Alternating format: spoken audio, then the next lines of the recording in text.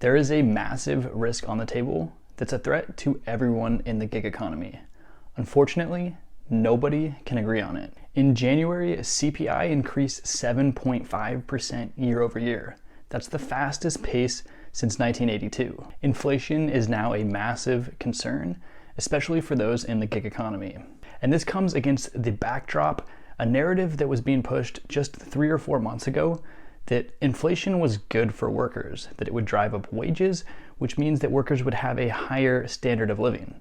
Of course, this was never true for the gig economy, because in the gig economy, you are running your own business. So all of the inputs of that business, like filling up for gas or maintaining your vehicle, those are getting more expensive. And you're also getting paid less because inflation is going to be hurting what consumers are able to spend on their goods. So you're kind of getting hit on both sides of this in the gig economy. And interestingly enough, that narrative that inflation was good for workers has been debunked largely as a whole. Because if we look at the numbers, wages have increased 4.5% for the average worker, while inflation is heating up at above 7%. That's a net loss of 2% for the average person. Now, while this is a massive concern, there are certainly some bright spots for gig economy drivers, which I'll get into later. So what are we doing about this inflation? How is the problem being addressed? Well, the big debate here is whether the inflation is transitory or whether it's here to stay. That increase in wages of 4.5% tends to lend credence to the idea that inflation is sticky, which means it'll stick around. If workers are getting paid more, that means they can spend more, which drives up the cost of goods. But of course, we had massive supply chain issues throughout the pandemic, which of course a lot of economists are saying account for the bulk of inflation. And then there's the issue here that if you increase rates to fight inflation, that actually hurts some of the small suppliers, which need to borrow money in order to maintain operations. And if you hurt those suppliers, then you might actually end up damaging the supply chain more. So what we have here is a back and forth debate about what to do about inflation and how we should approach this with interest rates. Recently, Fed President Bullard came out and said that we need to front load the rate hike. That means raising rates faster, sooner, so that we can get ahead of this inflation curve. If we fall behind the inflation curve, then this problem could stick around for years to come. Of course, there's definitely opposition here. Fed President Daley of San Francisco has said that we need to take a measured approach.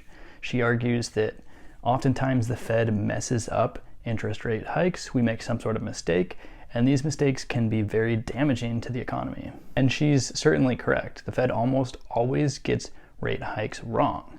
But the question here is, what is the biggest threat?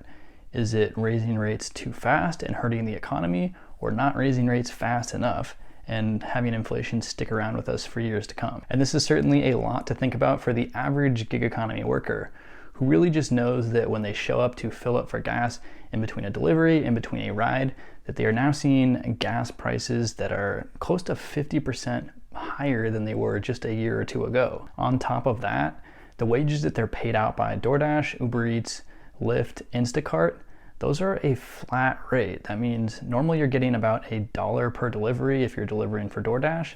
So as a gig economy worker, you're relying heavily upon the consumer to tip you. You really need those tips in order to bring home solid earnings. You also need surges in demands to get that surge pricing where DoorDash or Instacart will chip in a little bit more towards your earnings because they need to get drivers out there on the road.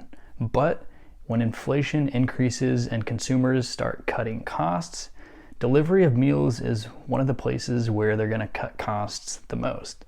They're not going to be tipping as much, they're not going to be ordering as much, and so suddenly those earnings are going to be dramatically affected by inflation. The average dollar per delivery that you're seeing out there is going to be decreasing. The average input cost of completing that delivery is going to be increasing. And those wages that you take home when you go to the grocery store to buy food, suddenly they're going to not stretch as far. So it's going to be harder to buy those goods that you need each and every month to survive. So what exactly is the bright spot here? There's definitely a lot of doom and gloom out there, and there's reason to be scared, but there's also reason to be happy. If you prepared for situations like this up front and you were intelligent, you bought a car that gets good gas mileage. It is reliable, fuel efficient. Perhaps you ride an e-bike, you have a hybrid, an electric car, or just an older Toyota or Honda that gets good gas mileage but doesn't need to be repaired that often.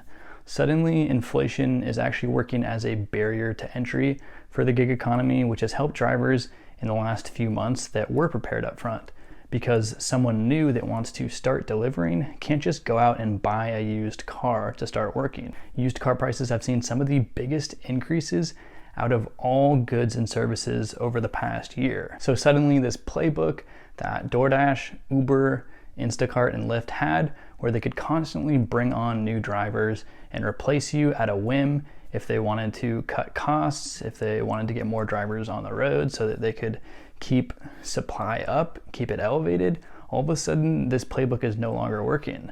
So while we're gonna see demand side issues, there's also supply side issues, which have in a lot of ways been balancing out so far and have been helpful to those gig economy workers that were prepared. So the future here is definitely a little bit cloudy, but I will definitely be providing updates on it going forward. So make sure to give this video a like and subscribe to the channel for all of the latest gig economy updates, because things are going to be getting very interesting in the future here.